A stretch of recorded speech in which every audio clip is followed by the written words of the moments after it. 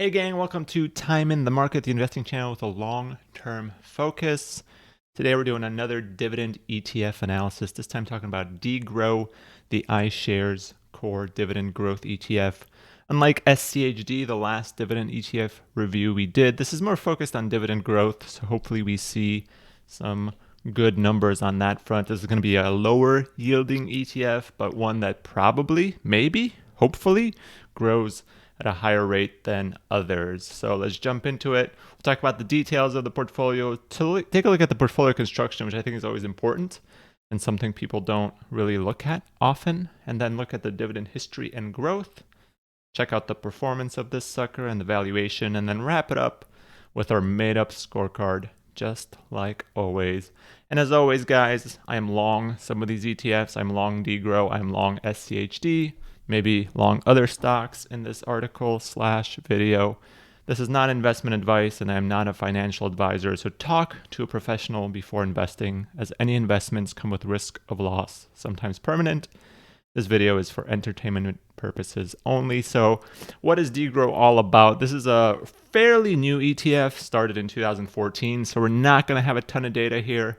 It is a passive strategy ETF, follows a index of some sort. We'll dive into that soon. It's got a hefty chunk of assets under management with 23.6 billion, a low expense ratio, which is expected from a passively managed fund. The last 12 months of dividends are about $1.05. What's interesting here is that the last 12 months are actually lower than 2021 dividends because March and June are lower in 22 than 21. Not a good sign for the growth aspect of this sucker.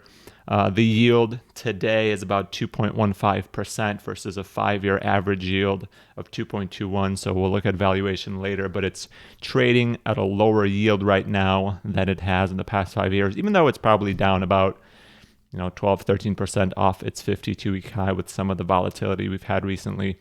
It's potentially becoming a better value now than it was a couple of weeks ago, but still, because of that dividend growth in recent months, it's not an amazing yield versus the 5-year average yield. So how does DGRO come together? Well, like I said, it is a relatively passive strategy. This guy tracks the Morningstar US Dividend Growth Index. So in order to be included in this index, stocks must be part of the Morningstar US Market Index. Wow, Morningstar's got the bevy of indexes there. It's a broad index that represents 97% of the US equity market and is made up of about 1,540 companies. And then once you start with that, stocks must meet the following criteria to be included in DGRO. So dividends must be qualified income. So automatically you're excluding things like REITs. Common theme in a lot of these dividend ETFs, you're essentially doing that to improve tax efficiency. You want as many of these dividends to be qualified, so your tax bill at the end of the day is lower than if they were unqualified. The dividend yield must not be in the top 10% of the universe, which is going to exclude the stocks with the highest yield, which is going to drive the yield of the ETF down. This is an interesting way to go about it. You're essentially removing high-yielding stocks, or the top 10% of the high-yielding stocks that exist in the universe. I think part of this is maybe they want to exclude companies that are more likely to cut dividends, that don't have a lot of growth ahead of them, that might be, dividend traps, yield traps, etc. Doesn't guarantee that they are if they are in the top 10%, but they are trying to minimize the impact of those sorts of situations. The next calculation kind of makes that a bit questionable because the payout ratio must be less than 75%, and the stock must have positive consensus earnings forecasts. So the payout ratio here is forward-looking and calculated by the forward 12-month dividend payout divided by the forward 12-month consensus earnings per share. Now, if I'm excluding the top 10% of the universe, you're also excluding companies that might fit this criteria. For me, it would make sense to not exclude the top 10% of the universe because some of those companies might still be decent companies, especially if their payout ratio is below 75%. And if it isn't, they would be excluded with the third bullet anyway. So maybe you're missing out on a bit of yield for companies that could be decent. I would assume that a good chunk of that 10% of the universe would be excluded with this payout ratio qualification anyway, because most of those companies maybe have a payout ratio above 75%. And if they're not, then maybe they're good companies. Maybe leave them in. The next The next bullet here is the stock must have 5 years of uninterrupted annual dividend growth and must be currently paying a dividend. Makes sense. You want 5 years of dividend growth for a company to be included in a dividend growth-based ETF. In the case of a spinoff, the spinoff remains in the index but will require continued dividend growth in the next year to remain in the index. And this is a weird one. A stock that fails to raise dividends but does not decrease their dividend and executes a share repurchase in the 12 months preceding reconstitution of the index, resulting in a net decrease in the shares, will remain in the index. So essentially, this is a dividend growth ETF that does not require a company to grow their dividends as long as they're buying back their shares. Kind of a weird one again. I don't know if I like that this is in here. I bought DGRO before I even looked into any of this stuff. It was like something that I bought probably 7 to 8 years ago. I was like, yeah, it's a dividend growth fund. But honestly, it's weird that a company can fail to raise their dividends and still stay in the index.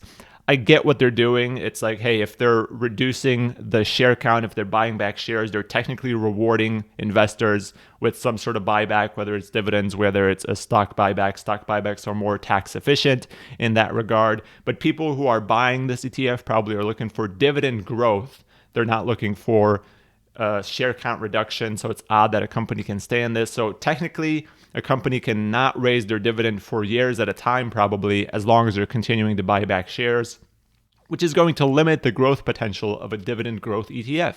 If you have companies in there that are not raising their dividend and are staying in the ETF, you're clearly not going to grow the dividend as much as you would if you remove those companies because they didn't grow their dividend. So a lot of weird stuff here. Kind of an odd selection of criteria, especially that dividend, the fact that you don't have to raise your dividends and stay in there, the fact that you are removing the top 10% without any other criteria to go along with it. It's kind of odd, but it sort of is what it is. We'll see how the results come out. Hopefully that doesn't impact growth and or portfolio returns too much, because these criteria do whittle down these 1,540 constituents to about 1,414 final companies that are included in the ETF.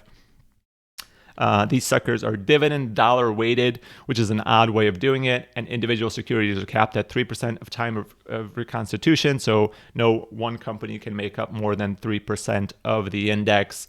The weighting model, the dividend dollar weighting, emphasizes total dividend payouts, which leads to an emphasis on larger companies. Apple is probably going to be pretty high here because their market cap is so high, their number of shares is so high that their total dividend payouts are very high simply because they are a very high number of share company. The total dividend payouts for each stocks are calculated by the dividends per share for each stock multiplied by the number of shares outstanding. And it does anchor the ETF to more mega cap companies like Apple, which can add some stability and help with things such as turnover and capacity as investing to invest in as assets under management grows. So what does this turn out to be as far as the portfolio goes? You've got a lot of financials, a lot of IT, a lot of healthcare, some industrial, some consumer staples. You can see on the right as it goes down the line.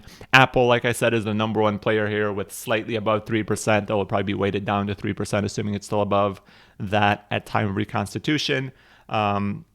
Microsoft is next, Johnson & Johnson, Procter & Gamble. You got the big names. It's very large cap heavy. The top 10 names make up about 24% of the ETF. So it's not as top heavy as something like SCHD, which we went over last week, but it's still pretty top heavy. This does have some of those more tech names because the focus isn't on yield. The focus isn't on 10 years more of dividend payments. It's only 5 years of dividend growth, and companies that don't raise their dividend can still stay in the ETF as long as they buy back shares, which they are often doing.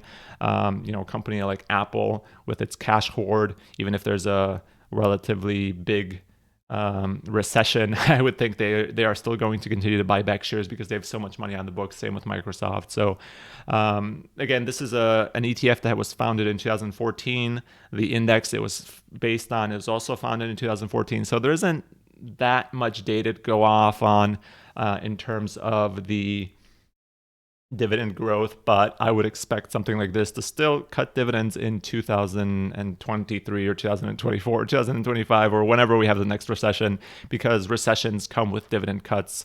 No dividend ETFs are saved, and especially something like this, which is so heavy on companies that only have 5 years of dividend history. We'll certainly see some cuts within the portfolio like this, as I would expect with most dividend ETFs if a recession happens. So what does the dividend history look like? Again, we're starting in 2015, which is the first full year of dividends here. There's good growth across the board, right? You're seeing growth every year. 2020 saw continued growth. 2021 saw continued growth, but it's not massive in terms of the percentages. If you look at what we're seeing here, 5% in the first year, 5.6% in the next year, 14% in the next 2 years, and then dropping down to 10.5% and 4.2% last year. So, maybe that 4.2% growth is some of that driven by the fact that, hey, maybe some companies cut dividends or didn't raise their dividends in 2020 rather, but bought back some shares. So growth was a bit muted. Did they have to remove certain companies that did cut dividends in 2020 because they were no longer part of the index?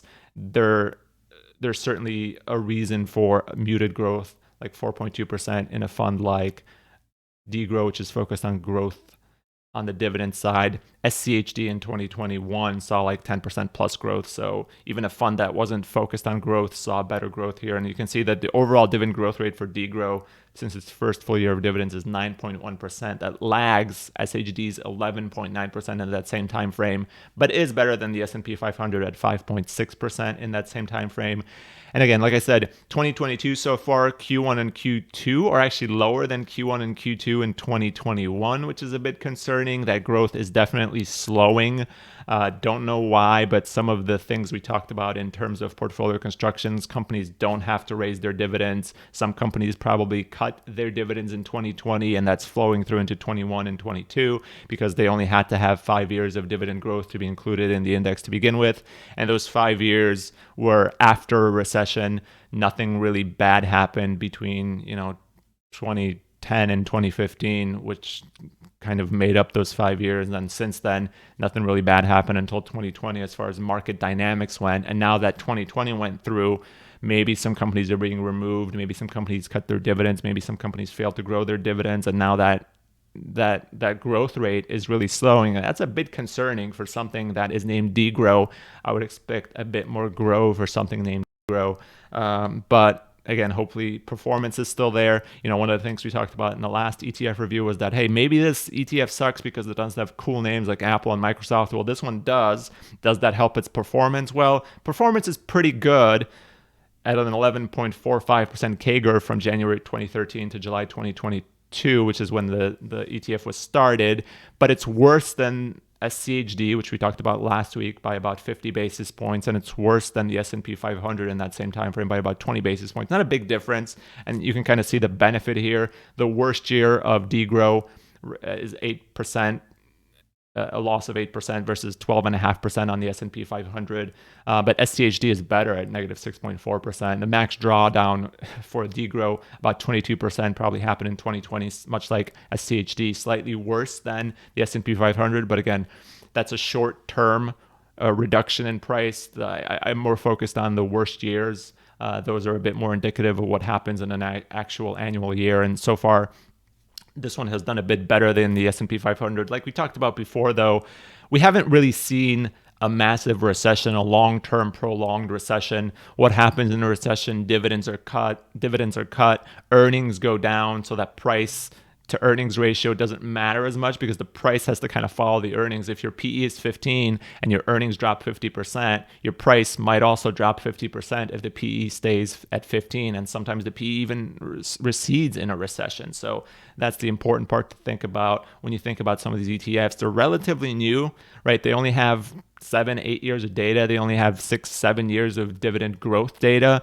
And we are potentially coming up to a spot where the market isn't as easy as it was in the past couple of years, where money is no longer being printed freely. In fact, it's being taken back, where rates are rising. So if you're looking at, a 2-year treasury rate of 3.5% now, and this dividend ETF is paying 2.1% and the growth is slowing, then what's so good about it? What's really appealing about it? That's the concern here. You really want a dividend growth ETF to grow, and it's not really growing in the last year or two, and it's not doing that well from the beginning either. I mean, it's better than the S&P 500, sure, in terms of dividend growth, but even something like the SCHD ETF, which has a 1% plus higher yield at this point, you can get like a 3.3% yield as of today, is growing faster. So you're buying this, you're getting lower growth, and that's a bit of a concern. The performance is good, which is important. The performance is still good as far as dividend ETFs go. The performance is still very solid. It's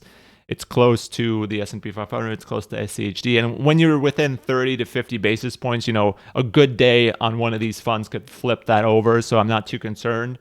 The performance is basically the same in my mind when it's that close. The worst year is better than the S&P 500, so there's a bit less year-to-year volatility, but we still haven't experienced that big shock to the market. There's been some of that this year, and it's done better this year. You can kind of see the year-to-year performance here. DGRO is in blue. You can kind of see in 2022 so far, it's certainly better than the S&P 500. It's slightly worse than the Schwab US Dividend Equity ETF, but overall, solid performance here. Nothing to mince words about. It's just, the one thing that worries me is that dividend growth part of it. Not as impressive as I thought it would be. If you look at the portfolio income, you're obviously moving further along than the Vanguard S&P 500. The start in 2015, there's maybe, a little bit of a difference between the blue and the yellow here. By the time you get to 2021, there's a pretty big gap. But if you look at the red and the blue, which is SCHD compared to DGRO, I would think that DGRO would grow faster, but it hasn't. It's fallen behind. And especially as you look into 2022 so far, much, much bigger, because that growth in DGRO is slowing this year for one reason or another. And probably some of that has to do with, hey, we only required 5 years of dividend growth, and then we had a shock to the system in 2020, and some of these companies cut their dividends, so we had to remove them, and that is a problem because it's going to lead to lower growth in the future, because maybe the companies that are remaining are growing at a slower clip. Maybe some of the companies in 2020 didn't raise their dividend because they wanted to save money, but did buy back shares because there was a bit of a price dip, and those companies still stayed in the portfolio, and that means that those companies saw zero growth in their dividend. And that is a bit of a problem here, because you want a dividend-based ETF to grow on top of the returns it produces. So while this has produced pretty good returns, comparable to the market, comparable to this other ETF that we're comparing it against so far, the growth has been relatively mediocre. As far as valuation goes, you can kind of see, well, right now it's trading at about 2.15%, like I said. That's okay for this fund, but it's not great. On average, you can kind of get this in that range most years, and now that dividend growth is slowing, is your yield on cost going to make up for the fact that you're buying it at a lower clip? The 5-year average is 2.21%, is trading at 2.15%. Obviously in 2020, you could have gotten this above 3%. When I bought this, it was a couple of years ago, it was probably closer to that, 2.5% yield as far as I remember, but it's been a while. It's been a long time since I've had this sucker. But it, from a performance perspective, am I happy that I own it? Yeah, it's been pretty solid, but I expected more on the dividend growth side. Would I be buying it today at these prices? Not really, because I'm not happy with what's going on with the dividend growth in the last year or two. If 2022 actually ends up being a reduction in dividend, that's a problem in my mind, because this is a dividend growth ETF. But hopefully that isn't the case. The fact that Q1 and Q2 are down compared to 2021, maybe they just have more companies that pay annually or pay more in Q3 and Q4 or something like that. It's unlikely, but I'm hoping that there's at least some growth in 2022, because if there isn't, that is a problem, and that's going to mean that your yield on cost is actually shrinking if there's no growth. That is a problem, ladies and gentlemen. So when would I buy this? Well, I don't know. I would have to see actual dividend growth again. Now that I've actually dived into the details, I don't love the way the index it follows is constructed. I don't like the idea that you can not raise your dividend and stay in it. I don't like the idea that it just automatically excludes the top 10% yielders without factoring in anything else, like, hey, maybe those payout ratios are actually low. What if you're a 7% yielder, but your payout ratio is 65%? Why would you remove that person, especially that stock, especially if they've grown their dividends at a decent clip? So maybe there could be some other factors added to the ETF to make it actually focus on growth more. So if growth actually returns, if there is a bit of a recession, I do like the companies that are in this index, but I might as well just own them through like the S&P 500 because the performance there is similar. The growth, while slightly worse on the dividend side, in recent memory, it's like, I don't know if this is going to explode on the growth side with what's happening in the last year or two. The PE here is at about 16x, comparable to about 19.8x for the S&P 500, so a bit more affordable here. But does that mean anything? SCHD, for example, is about 14.5x. Again, I would not be so focused on that when it comes to some of these ETFs, because the focus here is on dividend yield, dividend growth, and the yield here is meh. The growth here is meh, mediocre, essentially. And if something happened like 2020 and I could get this thing around 3%, and I saw some growth again in the latter part of 2022, then maybe I'd jump in. But for now, this is sort of a pass for me. I'd prefer to just buy SCHD. I'd prefer to just buy the S&P 500 because the dynamics here aren't all that impressive. The portfolio construction isn't all that great. And if I give it a score here, the green is kind of similar or better to some of the other ETFs we've looked at. The red is worse. So the cost structure and the performance here are good. Essentially, the expense ratio very, very low. 0.08% or whatever it was. Performance in line with the S&P 500, in line with SCHD, but your dividend yield, pretty mediocre. The growth, I gave it a 6 because it's better than the S&P 500, but it could actually be worse if 2022 actually shows mediocre growth again after 4% or so in 2021. That could be a problem. Valuation, a 7. That's probably stretching it a bit, just mainly on the earnings per share and the PE ratio being better than the S&P 500. But as far as yields go, you probably want to look at this more closely in the 2.3 plus range if it ever gets there. And that could be a problem if their growth doesn't continue, because remember, the yield is a factor of the last 12 months of dividends. And if the price doesn't drop in line with the lowered growth, then the yield's going to get worse in relation to the last couple of years. You were buying this a couple of years ago at a lower price when growth was better as far as the dividends go, and now growth is worse and the price is higher. Is it that great of a deal? I don't know. And then longevity, only been here for a couple of years. The thing with some of these ETFs, we're going to start getting into ETFs that have been around since 2006, 2007, so they've been through a recession, and then we'll kind of see what happens in a recession. Even dividend-based ETFs see a massive reduction in price. They see, 10 to 20% reduction in the dividends they pay out. So it's not a guarantee that you're always going to get dividends when a recession happens. So that's one thing to keep in mind when you're looking at dividend ETFs. And this one for me is just kind of I do own it. I'm not going to sell it because I have pretty big gains on it. So it will be a taxable event. And, I don't know if I want to do that. But at the end of the day, I'm not buying anymore. It's a very small position. I'd rather probably look at other dividend ETFs or even just index funds in general, S&P 500 index funds, etc., simply because the growth here is slowing. And if I'm looking at a dividend growth ETF, I want it to grow. And this really isn't at the moment. So those are my thoughts on DGRO. Let me know what you guys think. Leave a comment down below. If you want me to review any specific ETFs or anything in general, let me know. I'm probably going to focus a bit on these dividend ETFs right now because stocks are kind of murky at the moment. I am buying individual stocks here and there, but it's mostly stocks that I already own. It's mostly stocks that were in my M1 finance portfolio, but dividend ETFs are always kind of an easy buy. They're going to be a bit less volatile in a recession. They're going to provide you with that income that makes it easier to hold during a recession.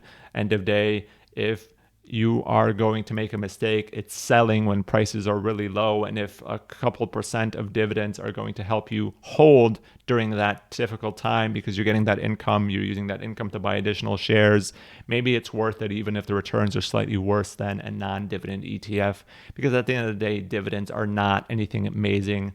They are removing profits from the company's coffers and putting them in your hands on a taxable basis. You don't necessarily want that all the time unless you're dependent on that income. When you're young and you're looking for total return, dividends could be a net negative if you have to pay taxes on them.